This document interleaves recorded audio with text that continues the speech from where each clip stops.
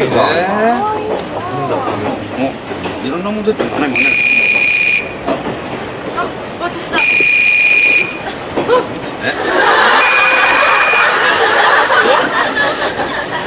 あ、元気元気。今電車だからまたかけ直す。そしたらね。はい、じゃあね。靴。これ草だろう。自分のもんだからね。雨に困るね、でもね。雨だからね。濡れちゃったりするもんね。まあ濡れるとね。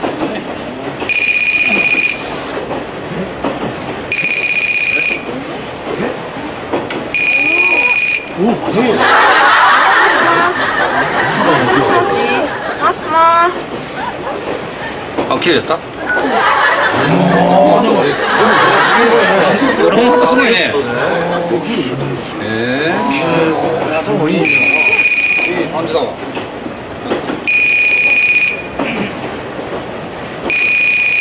誰ですか？え？誰ですか？いや、私なんですよ。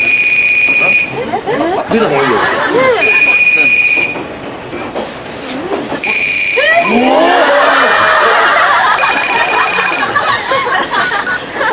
はい、パンチョです。分かった。ちょっと電車の中で恥ずかしいから、何もあ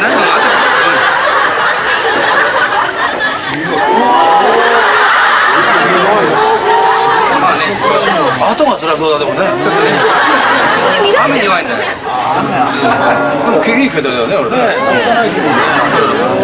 便利なの。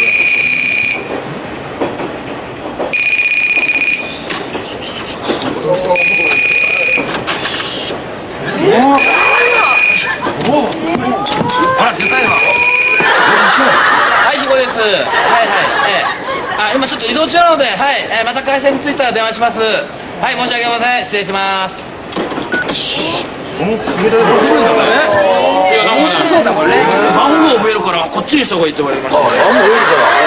でも重たいね、それ。でもバッテリー持ちますよ。バッテリーはね。長時間話せんだ。でも